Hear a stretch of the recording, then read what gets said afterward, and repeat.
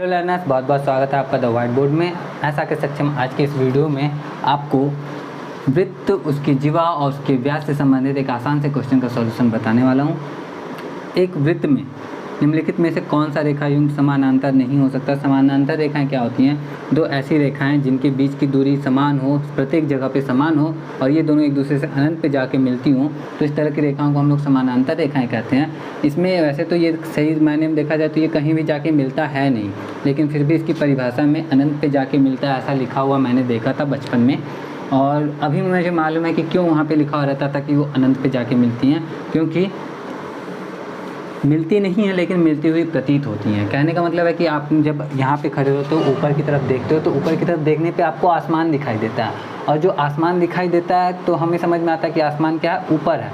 धरती और आसमान दोनों समानांतर हो गए।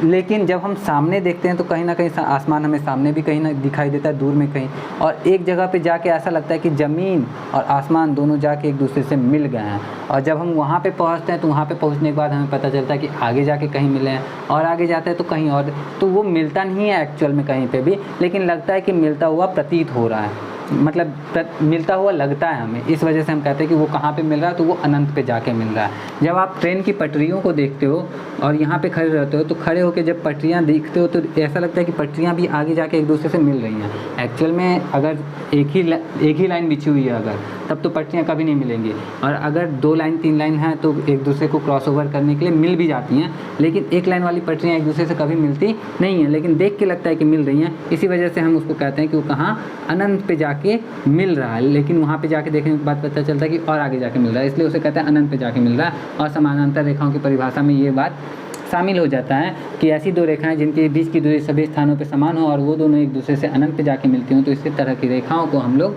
समानांतर रेखाएं कहते हैं।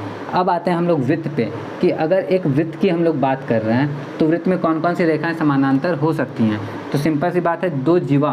क्या 2 जीवा समानांतर हो सकता है? तो वृत्त की जीवा क्या होती है? जैसे मान लो ऐसे मैंने कोई भी लाइन खींच दिया, तो ये ऐसी रेखा जो वृत्त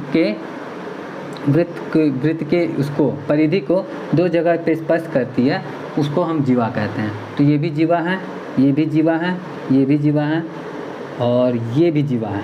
ठीक, तो ये दोनों क्या हो गया, ये दोनों एक दूसरे के समानांतर हो सकता है। 2 जीवा एक दूसरे के समानांतर हो सकता है, बिल्कुल हो सकता है। ठीक है, अब आइए, तो ये तो हमारा करेक्ट आंसर होगा नहीं, क्योंकि समानांतर नहीं हो सकता कहा गया। ये सही है, तो इसको छोड़ देते हैं। आ गया एक जीवा और एक स्पर्श रेखा। तो जीवा तो ये है, स्पर्श रेखा किसको कहते हैं? तो एक ऐसी रेखा जो वृत्त को स्पर्श करती है। तो वृत्त को स्पर्श करने वाली रेखा ऐसे भी हो सकती है, ऐसे भी हो सकती है, कैसे भी हो सकती है। तो हम देख रहे हैं कि ये जो स्पर्श रेखा है ये कहीं ना कहीं इसके समानांतर हो सकता है, ऐसा पॉसिबल तो है। तो ये भी हमारा करेक्ट आंसर नहीं होगा। अब आते हैं व्यास पे, कि 2 व्यास जो हैं एक दूसरे के समानांतर हो सकते हैं कि नहीं हो सकते हैं। तो वृत्त का व्यास क्या होता है कि वह रेखा, ऐसे कह सकते हैं, वह रेखा जो वृत्त के केंद्र से होकर जाती है और वृत्त की परिधि को 2 जगह पे स्पर्श करती है। ठीक है, वृत्त के केंद्र से होकर जाना कंपलसरी है व्यास के लिए। व्यास जो होता है किसी वृत्त की सबसे बड़ी जीवा होती है। तो व्यास भी एक जीवा है, लेकिन जीवा व्यास नहीं है, क्योंकि जीवा अगर केंद्र से होकर जा रहा है तो व्यास हो जाएगा। तो इस तरह से हम समझ गए कि वृत्त की जो जीवा है, वृत्त का जो व्यास है वो वृत्त के बिंदु से जा रहा है।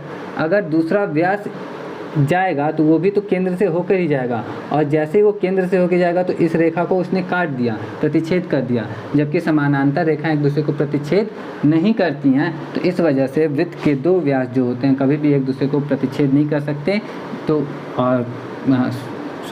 वृत्त के 2 व्यास हमेशा एक दूसरे को प्रतिच्छेद करते हैं, इसी वजह से वो हम कभी भी समानांतर नहीं हो सकते। तो इस क्वेश्चन का जो राइट आंसर होगा वो होगा ऑप्शन सी, 2 व्यास। और इस तरह से हमारा ये क्वेश्चन सॉल्व हो गया।